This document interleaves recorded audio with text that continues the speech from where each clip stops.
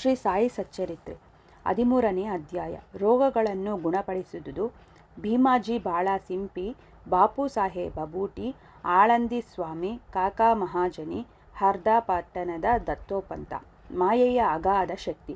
ಬಾಬಾರವರ ವಚನಗಳು ಯಾವಾಗಲೂ ಸಂಕ್ಷಿಪ್ತವಾಗಿಯೂ ರಸಭರಿತವಾಗಿಯೂ ಆಳವಾಗಿಯೂ ಅರ್ಥಗರ್ಭಿತವಾಗಿಯೂ ಸಾಮರ್ಥ್ಯವುಳ್ಳವುಗಳಾಗಿಯೂ ಇದ್ದವು. ಅವರು ಯಾವಾಗಲೂ ಸಂತುಷ್ಟರಾಗಿದ್ದರು. ನಾನು ಫಕೀರನಾಗಿ ಮನೆ ಮಠಗಳಿಲ್ಲದೆ ಸರ್ವಸ್ವವನ್ನು ತ್ಯಜಿಸಿ ಒಂದು ಸ್ಥಳದಲ್ಲಿ ನೆಲೆಸಿದ್ದರೂ ಸಹ ಅನಿವಾರ್ಯವಾದ ಮಾಯೆ ಎಂಬುದು ನನ್ನನ್ನು ಆಗಾಗ್ಗೆ ಕಾಡುತ್ತದೆ. ನನ್ನನ್ನು ನಾನೇ ಮರೆತರೂ ಸಹ ನಾನು ಮಾಯೆಯನ್ನು ಮರೆಯಲಾಗುವುದಿಲ್ಲ. ಅವಳು ನನ್ನನ್ನು ಬಂಧಿಸಿದ್ದಾಳೆ. ಶ್ರೀಹರಿಯ ಮಾಯೆ ಬ್ರಹ್ಮ ಮುಂತಾದವರನ್ನು ಕಾಡುತ್ತಾಳೆ. ಹೀಗಿರುವಾಗ ಈ ಫಕೀರನನ್ನು ಕೇಳುವವರ್ಯಾರು? ಯಾರು ಪರಮಾತ್ಮನಲ್ಲಿ ಶರಣು ಹೋಗುತ್ತಾರೆಯೋ ಅಂಥವರು ಅವನ ದಯೆಯಿಂದ ಮಾಯೆಯ ಬಂಧನವನ್ನು ತಪ್ಪಿಕೊಳ್ಳಬಹುದು. ಮಾಯೆಯನ್ನು ಕುರಿತು ಬಾಬಾರವರು ಈ ಮೇಲೆ ಹೇಳಿದಂತೆ ಅಭಿಪ್ರಾಯವನ್ನು ವ್ಯಕ್ತಪಡಿಸಿರುತ್ತಾರೆ. ಭಗವದ್ಗೀತೆಯಲ್ಲಿ ಶ್ರೀಕೃಷ್ಣನು ಉದ್ಧವನಿಗೆ ಈ ರೀತಿ ಹೇಳಿದ್ದಾನೆ: ಸಂತರು ನನ್ನ ಜೀವಿತ ರೂಪ. ಈಗ ಬಾಬಾರವರು ತಮ್ಮ ಭಕ್ತರ ಯೋಗಕ್ಷೇಮಕ್ಕಾಗಿ ಏನು ಹೇಳಿದ್ದಾರೆಂಬುದನ್ನು ನೋಡೋಣ. ಯಾರು ಅದೃಷ್ಟಶಾಲಿಗಳೋ, ಯಾರು ಪಾಪಗಳಿಂದ ವಿಮುಕ್ತರಾಗಿರುತ್ತಾರೆಯೋ ಅಂಥವರು ನನ್ನನ್ನು ಆರಾಧಿಸುತ್ತಾರೆ. ನೀವು ಯಾವಾಗಲೂ ಸಾಯಿ ಸಾಯಿ ಎಂದು ಧ್ಯಾನಿಸುತ್ತಿದ್ದರೆ ನಾನು ನಿಮ್ಮನ್ನು ಸಪ್ತಸಾಗರಗಳ ಆಚೆಗೆ ಸಾಗಿಸುತ್ತೇನೆ. ನನ್ನ ವಚನಗಳಲ್ಲಿ ನಂಬಿಕೆ ಇಟ್ಟರೆ ಒಳ್ಳೆಯದಾಗುತ್ತದೆ. ನನ್ನ ಆರಾಧನೆಗೆ ಪೂಜಾ ಸಾಮಗ್ರಿಗಳ ಅವಶ್ಯಕತೆ ಇಲ್ಲ. ಪರಿಶುದ್ಧವಾದ ಭಕ್ತಿಯೊಂದೇ ಸಾಕು ಎಂದು ಬಾಬಾ ಹೇಳಿರುತ್ತಾರೆ. ಭೀಮಾಜಿ ಪಾಟೀಲ. ಪುಣೆ ಜಿಲ್ಲೆಯ ಜುನ್ನರ ತಾಲೂಕಿಗೆ ಸೇರಿದ ನಾರಾಯಣಗಾವದ ಭೀಮಾಜಿ ಪಾಟೀಲರಿಗೆ ಆಗಾಗ್ಗೆ ಎದೆ ನೋವು ಬರುತ್ತಿದ್ದು, ನಂತರ ಅದು ಕ್ಷಯಕ್ಕೆ ತಿರುಗಿತು. ಅವರು ತೆಗೆದುಕೊಳ್ಳದೇ ಇದ್ದ ಔಷಧವೇ ಉಳಿಯಲಿಲ್ಲ. ಆದರೂ ರೋಗ ಗುಣವಾಗಿರಲಿಲ್ಲ. ನಂತರ ಬದುಕುವ ಭರವಸೆಯನ್ನು ತೊರೆದು ಅವರು ಭಗವಂತನನ್ನು ಪ್ರಾರ್ಥಿಸಿದರು. ಸ್ಥಿತಿಗತಿಗಳು ಚೆನ್ನಾಗಿರುವಾಗ ನಾವು ಭಗವಂತನನ್ನು ಸ್ಮರಿಸುವುದಿಲ್ಲ. ಕಷ್ಟ ಕಾರ್ಪಣ್ಯಗಳು ತಲೆದೋರಿದಾಗ ಮಾತ್ರ ಭಗವಂತನ ನೆನಪು ಬರುತ್ತದೆ. ಇದು ಮಾನವನ ಸಹಜ ಸ್ವಭಾವ. ಅಂತೆಯೇ ಭೀಮಾಜಿಯವರೂ ಸಹ. ಈ ವಿಷಯದಲ್ಲಿ ಬಾಬಾರವರ ಪರಮ ಭಕ್ತರಾದ ನಾನಾ ಸಾಹೇಬ ಚಂದೋರಕರ ಅವರ ಸಲಹೆ ಕೇಳುವ ಬಯಕೆ ಅವರಲ್ಲಿ ಮೂಡಿತು. ಮರುದಿನವೇ ಅವರಿಗೆ ಎಲ್ಲ ಸಮಾಚಾರವನ್ನು ಪತ್ರಮುಖೇನ ತಿಳಿಸಿದರು. ಅದಕ್ಕೆ ಬಾಬಾರವರ ಚರಣಾರವಿಂದಗಳಲ್ಲಿ ಮೊರೆ ಹೋಗುವುದೊಂದೇ ಸರಿಯಾದ ಮಾರ್ಗವೆಂದು ನಾನಾ ತಿಳಿಸಿದರು. ನಾನಾರವರ ಸಲಹೆಯನ್ನು ಒಪ್ಪಿ ಪಾಟೀಲರು ಶಿರಡಿಗೆ ಪ್ರಯಾಣ ಬೆಳೆಸಿದರು. ಬಾಬಾರವರಲ್ಲಿಗೆ ಅವರನ್ನು ಕರೆತರಲಾಯಿತು. ಆ ಸಮಯದಲ್ಲಿ ಬಾಬಾರವರ ಹತ್ತಿರ ನಾನಾ ಚಂದೋರಕರ ಮತ್ತು ಶ್ಯಾಮ ಇವರು ಇದ್ದರು. ಬಾಬಾರವರು, ಇದೇನು ಶ್ಯಾಮ, ಈ ಕಳ್ಳನನ್ನು ತಂದು ನನ್ನ ಮುಂದಿರಿಸಿದಿ? ಇದು ಒಳ್ಳೆಯ ಕೆಲಸವೇ ಎಂದು ಕೇಳಿದರು. ಸ್ವಲ್ಪ ಹೊತ್ತಿನ ಮೇಲೆ ಬಾಬಾರವರ ಮನಸ್ಸು ಕರಗಿ, ನಿಲ್ಲು, ನಿನ್ನ ಚಿಂತೆಯನ್ನು ಬಿಡು, ನಿನ್ನ ಕಷ್ಟಗಳು ದೂರವಾದವು. ಕಷ್ಟಗಳು ಎಷ್ಟೇ ಇರಲಿ, ಭಕ್ತರು ಈ ಮಸೀದಿಯಲ್ಲಿ ಕಾಲಿಟ್ಟ ಕ್ಷಣದಿಂದಲೇ ಅವರ ಕಷ್ಟಗಳು ದೂರವಾದಂತೆಯೇ. ಈ ಫಕೀರನು ದಯಾಮಯನು, ರೋಗಗಳನ್ನು ಗುಣಮಾಡಿ ಎಲ್ಲರನ್ನೂ ಪ್ರೀತಿ ಮತ್ತು ಆದರದಿಂದ ಕಾಪಾಡುವನು ಎಂದರು. ರೋಗಿಗೆ ಈ ಹಿಂದೆ 5 ನಿಮಿಷಕ್ಕೊಮ್ಮೆ ರಕ್ತವಾಂತಿಯಾಗುತ್ತಿತ್ತು. ಬಾಬಾರವರ ಸಮ್ಮುಖದಲ್ಲಿ ಏನೂ ಆಗಲಿಲ್ಲ. ಅಂದಿನಿಂದ ರೋಗಿಯ ಕಷ್ಟಗಳು ದೂರ ಸರಿಯುತ್ತಾ ಬಂದವು. ಬಾಬಾ ರೋಗಿಗೆ ಭೀಮಾಬಾಯಿಯವರ ಮನೆಯಲ್ಲಿರುವಂತೆ ಹೇಳಿದರು. ಆ ಮನೆಯ ಪರಿಸ್ಥಿತಿ ಅಷ್ಟು ಆರೋಗ್ಯಕರವಾಗಿರಲಿಲ್ಲ. ಆದರೂ ಬಾಬಾರವರ ಆಜ್ಞೆಯನ್ನು ಪರಿಪಾಲಿಸಲೇಬೇಕಾಗಿತ್ತು. ಅಲ್ಲಿ ತಂಗಿದ್ದಾಗ ಬಾಬಾರವರು ಅವರ ರೋಗವನ್ನು 2 ಸಲ ಕನಸಿನಲ್ಲಿ ಬಂದು ಗುಣಪಡಿಸಿದರು. 1ನೇ ಕನಸಿನಲ್ಲಿ ಒಬ್ಬ ಹುಡುಗನು ಶಾಲೆಯಲ್ಲಿ ಪಾಠವನ್ನೊಪ್ಪಿಸದೆ ಉಪಾಧ್ಯಾಯರಿಂದ ಹೊಡೆತ ತಿಂದು ಅನುಭವಿಸುತ್ತಿರುವ ಯಾತನೆ. ಮತ್ತೊಂದು ಕನಸಿನಲ್ಲಿ ಯಾರೋ ಅವರ ಎದೆಯ ಮೇಲೆ ಕಲ್ಲುರುಳಿಸಿ ನೋವು ಮಾಡುತ್ತಿರುವುದನ್ನು ಕಂಡರು. ಕನಸಿನಲ್ಲಿ ಅನುಭವಿಸಿದ ನೋವಿನಿಂದ ಅವರ ರೋಗ ಗುಣವಾಗಿ ನಂತರ ಬಾಬಾರವರಲ್ಲಿಗೆ ಬಂದು ಭೀಮಾಜಿ ನಮಸ್ಕಾರ ಮಾಡಿದರು. ಬಾಬಾ ಅವರಿಗೆ ಭಕ್ತರು ತಮ್ಮನ್ನು ಸದಾ ಅಚಲ ನಂಬಿಕೆಯನ್ನು ಸ್ಮರಿಸುವುದೊಂದೇ ವಿನಃ ಇನ್ಯಾವುದೂ ಬೇಕಾಗಿರಲಿಲ್ಲ. ಮಹಾರಾಷ್ಟ್ರದ ಜನರು 15 ದಿನಗಳಿಗೊಮ್ಮೆ ಅಥವಾ ತಿಂಗಳಿಗೊಮ್ಮೆ ತಮ್ಮ ಮನೆಯಲ್ಲಿ ಶ್ರೀ ಸತ್ಯನಾರಾಯಣ ವ್ರತವನ್ನು ಆಚರಿಸುತ್ತಾರೆ. ಆದರೆ ಭೀಮಾಜಿಯವರು ತಮ್ಮ ಮನೆಯಲ್ಲಿ ಶ್ರೀ ಸಾಯಿ ಸತ್ಯನಾರಾಯಣ ವ್ರತ ಎಂಬ ಹೊಸ ವ್ರತವನ್ನು ಆಚರಿಸಹತ್ತಿದರು. ಬಾಳ ಗಣಪತ ಸಿಂಪಿ. ಬಾಬಾರವರ ಇನ್ನೊಬ್ಬ ಭಕ್ತರಾದ ಬಾಳ ಗಣಪತ ಸಿಂಪಿಯವರು ಭಯಂಕರವಾದ ಮಲೇರಿಯಾ ರೋಗದಿಂದ ನರಳುತ್ತಿದ್ದರು.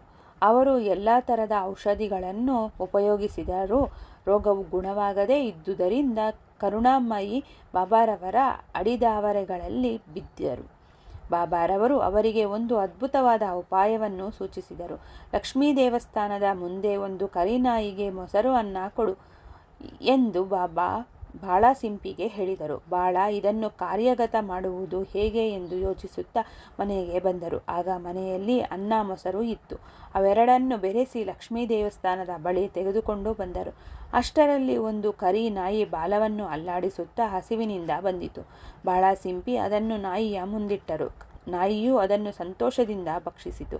ಕೆಲವೇ ದಿನಗಳಲ್ಲಿ ಬಾಳಾರವರ ಮಲೇರಿಯಾ ಗುಣವಾಯಿತು. ಬಾಪು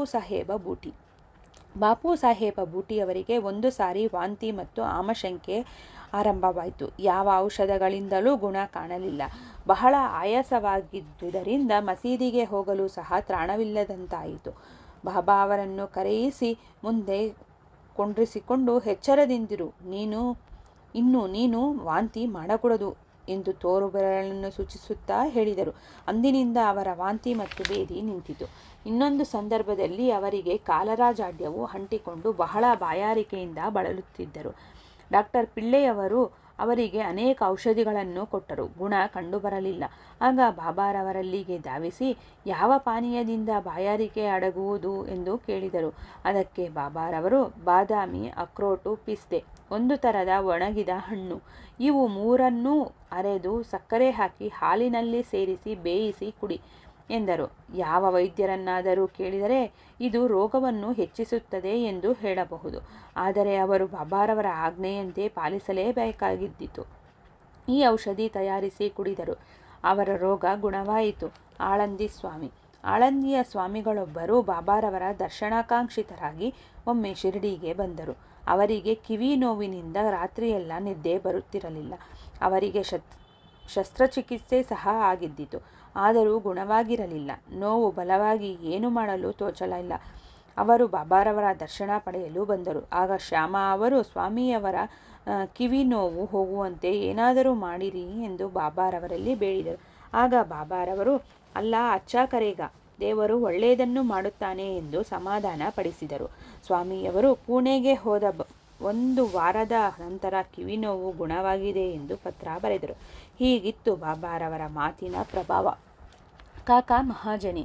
ಇನ್ನೊಬ್ಬ ಭಕ್ತರಾದ ಕಾಕಾ ಮಹಾಜನಿಯವರು ಅತಿಸಾರ ರೋಗದಲ್ಲಿ ನರಳುತ್ತಿದ್ದರು. ಬಾಬಾರವರ ಸೇವೆಗೆ ಭಂಗ ಬಾರದಂತೆ ಮಸೀದಿಯ ಮೂಲೆಯಲ್ಲಿ ನೀರನ್ನು ಇಟ್ಟುಕೊಂಡು ಆಗಾಗ್ಗೆ ಹೊರಗೆ ಹೋಗುಬರುತ್ತಿದ್ದರು. ಬಾಬಾರವರಿಗೆ ಇದು ಗೊತ್ತಿತ್ತು.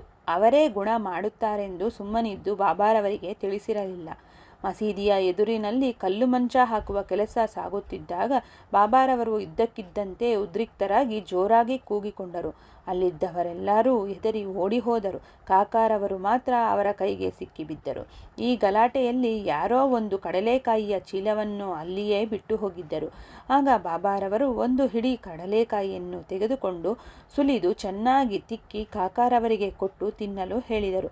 ಹೀಗೆ ಬಾಬಾರವರು ಕೊಡುತ್ತಲೇ ಇದ್ದರು. ಕಾಕಾರವರು ತಿನ್ನುತ್ತಲೇ ಇದ್ದರು.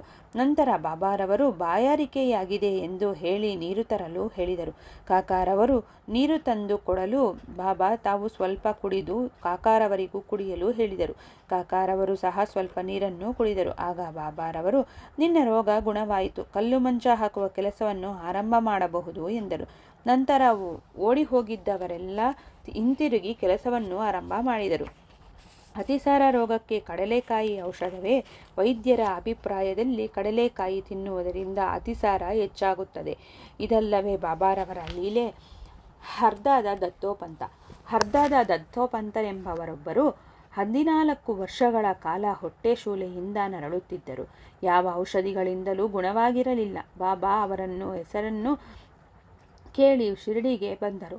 ಬಾಬಾರವರು ದಯಾಪೂರಿತ ದೃಷ್ಟಿಯಿಂದ ಅವರನ್ನು ನೋಡಿ ಅವರ ಮಸ್ತಕದ ಮೇಲೆ ಕೈಯಿಟ್ಟು ಆಶೀರ್ವದಿಸಿ ಓದಿ ಪ್ರಸಾದವನ್ನು ನೀಡಿದರು. ಅಂದಿನಿಂದ ಅವರ ಹೊಟ್ಟೆ ಶೂಲೆ ನಿವಾರಣೆಯಾಯಿತು. ಮಾಧವರಾವ ದೇಶಪಾಂಡೆ, ಶ್ಯಾಮ ಒಮ್ಮೆ ಹೊಟ್ಟೆಶೂಲೆಯಿಂದ ನರಳುತ್ತಿದ್ದರು. ಅವರಿಗೆ ಬಾಬಾ ಸೋನಾಮುಖಿ ಕಷಾಯ ಕುಡಿಯುವಂತೆ ಹೇಳಿದರು. ಅದರಂತೆ ಆ ಕಷಾಯ ಕುಡಿಯಲು ರೋಗ ಗುಣವಾಯಿತು. 2 ವರ್ಷಗಳ ನಂತರ ರೋಗ ಮತ್ತೆ ತಲೆದೋರಿತು. ಆ ಸಾರೆ ಬಾಬಾರವರನ್ನು ವಿಚಾರಿಸದೆ ಪುನಃ ಅದೇ ಕಷಾಯ ಮಾಡಿ ಶ್ಯಾಮ ಕುಡಿದರು. ಆದರೆ ಆಗ ಹೊಟ್ಟೆ ಶೂಲೆ ಹೆಚ್ಚಾಯಿತು. ನಂತರ ಬಾಬಾರವರ ದಯೆಯಿಂದ ಗುಣವಾಯಿತು. ಕಾಕಾ ಮಹಾಜನಿಯವರ ಅಣ್ಣಂದಿರೊಬ್ಬರಿಗೆ ಒಂದು ಸಾರಿ ಹೊಟ್ಟೆ ನೋವು ಆರಂಭವಾಯಿತು. ಅವರು ಬಾಬಾರವರ ಕೀರ್ತಿಯನ್ನು ಕೇಳಿ ಶಿರಡಿಗೆ ಬಂದು ರೋಗವನ್ನು ಗುಣ ಮಾಡುವಂತೆ ಬೇಡಿದರು. ಬಾಬಾರವರು ಅವರ ಉದರವನ್ನು ಮುಟ್ಟಿ, ದೇವರು ಗುಣ ಮಾಡುತ್ತಾನೆ, ಚಿಂತಿಸಬೇಡ ಎಂದರು. ಅಂದಿನಿಂದ ಹೊಟ್ಟೆ ನೋವು ಗುಣವಾಗಿ ಪುನಃ ನೋವು ಬರಲೇ ಇಲ್ಲ. ನಾನಾ ಸಾಹೇಬ್ ಚಂದೋರಕರ ಅವರಿಗೂ ಒಂದು ಸಾರಿ ಅತಿಯಾದ ಹೊಟ್ಟೆ ನೋವು ಆರಂಭವಾಯಿತು. ಯಾವ ಔಷಧಗಳಿಂದಲೂ ಗುಣವಾಗಲಿಲ್ಲ. ನಂತರ ಬಾಬಾರವರಲ್ಲಿ ಬಂದು ಕೇಳಿದರು. ಬಾಬಾರವರು ಬರ್ಫಿಯನ್ನು ತುಪ್ಪದಲ್ಲಿ ಸೇರಿಸಿ ತಿನ್ನು ಎಂದರು. ಈ ಔಷಧಿಯಿಂದ ಅವರ ಹೊಟ್ಟೆ ನೋವು ಗುಣವಾಯಿತು. ಇವುಗಳನ್ನು ಕುಲಂಕುಷವಾಗಿ ಪರಿಶೀಲಿಸಿದರೆ ರೋಗಗಳನ್ನು ಗುಣಪಡಿಸಿದುದು ಬಾಬಾರವರ ಮೃದು ನುಡುಗಳೇ ಹೊರತು ಔಷಧಿಗಳಲ್ಲ ಎಂದು ನಾವು ಮನಗಾಣಬಹುದು. ಶ್ರೀ ಸಾಯಿ ಪ್ರಣಾಮ. 13ನೇ ಅಧ್ಯಾಯವು ಮುಕ್ತಾಯವಾಯಿತು.